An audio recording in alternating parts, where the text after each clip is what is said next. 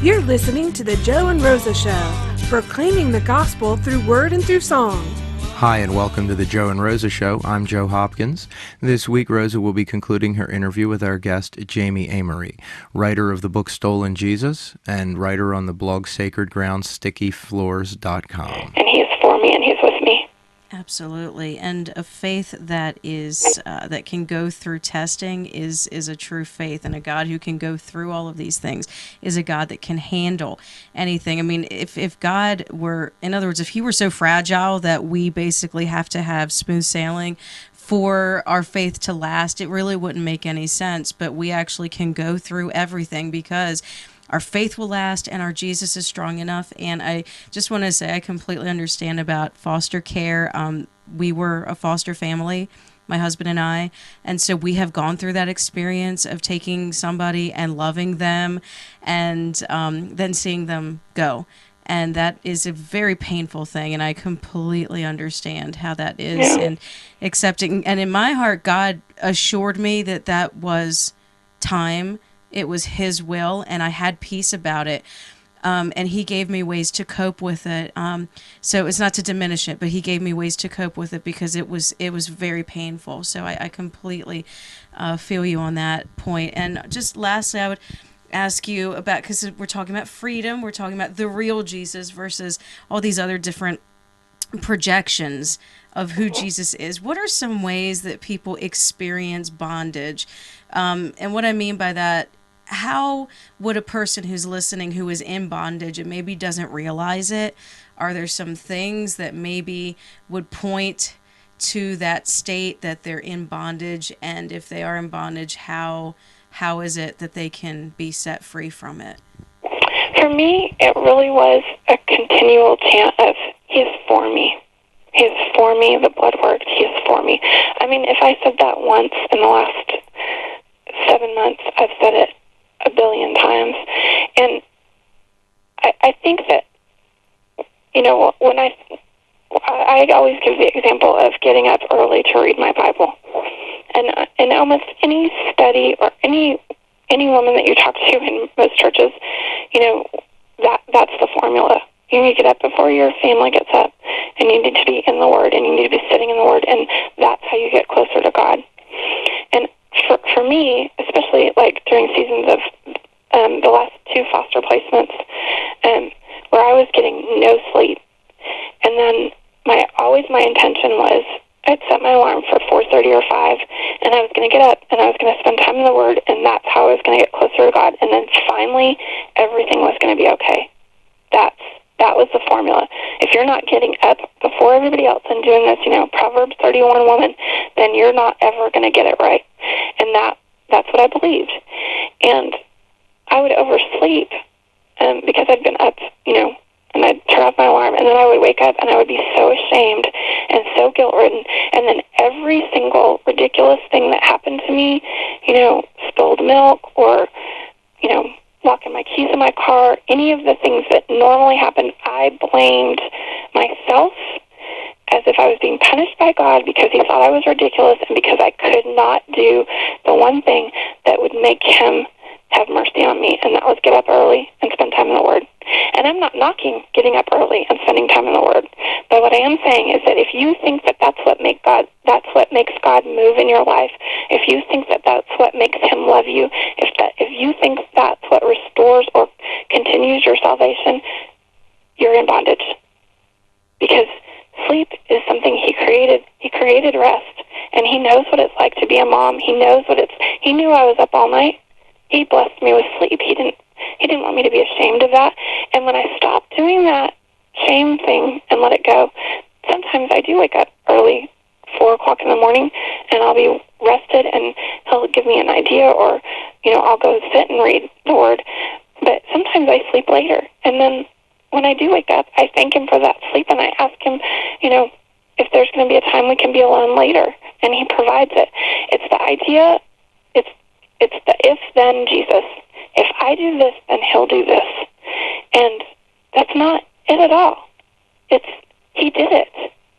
Then what is basically just, you know, the smorgasbord in front of me of how to enjoy him.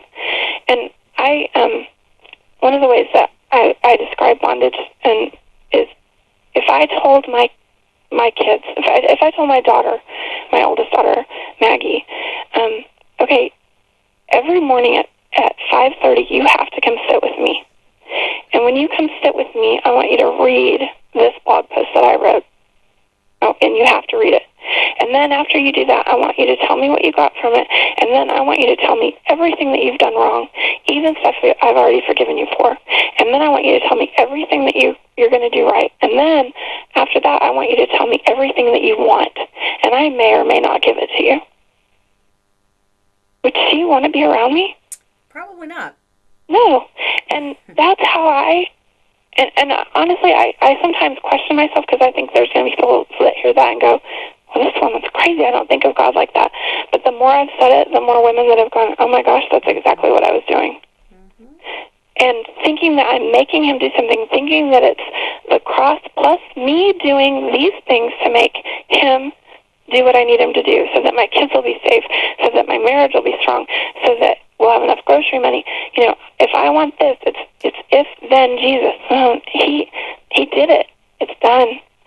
The work is done. The blood worked. It's fulfilled. And now he's calling you to enjoy him and to let him take care of you, and which is all he ever wanted. And I know some people can't compare this because they maybe don't have an earthly father. My earthly father is very generous, dear, kind, loving, fun. I enjoy him so much. There's nothing that I can do to make him love me more. He's all in. He's 100% invested. And why would our Father in heaven create the image of good father if he meant for it to be anything else? And there are some really nasty fathers out there, but of those of us that know of our fathers, our earthly fathers that are good guys, that we can totally relate, would he do what I just said about breakfast? No. It just doesn't make any sense. And we've created this image.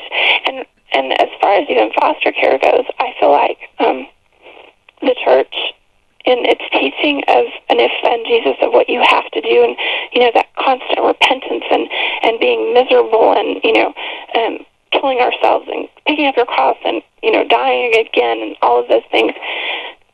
Picking up our cross is to walk with him, to be with him, to know him, and to love him. That's that.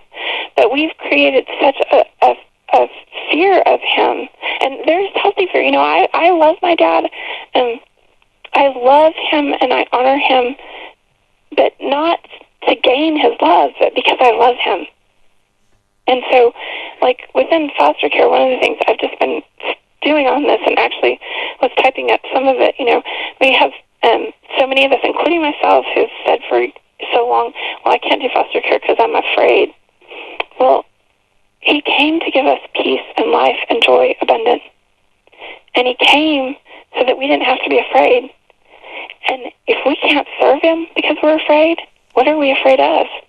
And I propose it to him. And I went for a walk the other night after, we got the schedule for transitioning our foster love.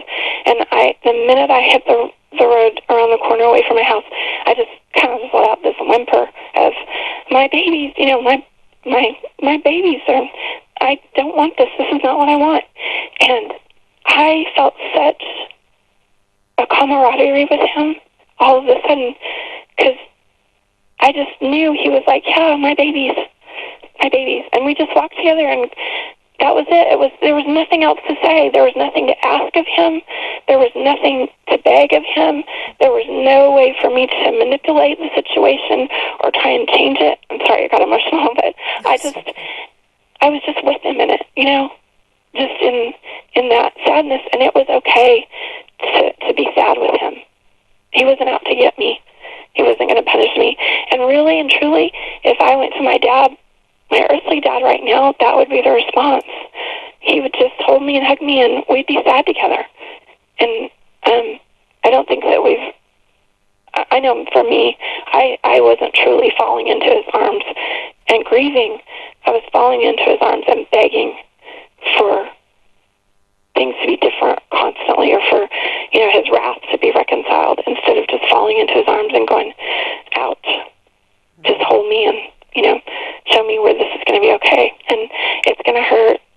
It's going to hurt to put John on that bus to the Marines and know that I don't get to talk to him for 3 months. It's going to hurt to watch this transition, but he's for me. He's for John. He's for my family. He's for this baby girl. He's for us. He's for us. And he will take us through it all. Absolutely. Yeah. And if God is for us, who can be against us? And Exactly. And, Rosa, we say that, and I've said it for years, but I didn't mean it. I was like, if God's for us, who can be against us? Okay, now what can I do to fix this situation? Now what can I do to make him not be mad at me? It's just, it's an exhausting existence. Yeah, I can understand that. And if you could tell our listeners where they can find you online, where they can find your book, Stolen Jesus. Yes. Right now my book is on pre-order at Amazon. And so if you just type in my name, Jami, and then Amerine, Ameriine, it pulls that up. And also this weird sign for a home bar, but that's the only other place that I've seen it. I don't know why. So my husband was like, that's strange. I said, yeah, that is strange. And then my blog is Sacred, SACRED, Ground, GROUND, Sticky Floors, STICKYFLOORS. See, you got me, .com, because I'm dyslexic. You made me spell out loud. Oh, sorry about that. Sacred Ground. And then my sister and I have a nonprofit called SheSatDown.org, which we just started, which is where my sister blogs, and you can find links to me too, but it's a blessing program for moms, and we're just starting out right now with just books and cards and stuff, but we hope to eventually have a legal funds for foster families. And then we podcast at theeasywife.com, and that's just TheEasyWife.com, and that's all just about falling into his arms. Life is easier when you're not worshiping an if-then Jesus, but just worshiping Jesus as he is. Absolutely. Well, thank you so much, Jami Amerine, for being on the Joe and Rosa show today. Thank you for having me. I really appreciate it. Thank you for joining us this week on the Joe and Rosa Show. You can hear us again next week, same channel, same time. I would certainly encourage you to check out Jami's book, Stolen Jesus, or to check her out on sacredgroundstickyfloors.com. You can check out some of Rosa's blog at lifeinsidethehouseontherock.com, and you can listen to this or other fine programming that we have on soundcloud.com/Rosa Hopkins. You can also find us on youtube.com/Joe and Rosa Hopkins, and we would certainly like it if you'd check out some of our stuff. Leave a comment, let us know what you think, and God willing, we'll be here again next week.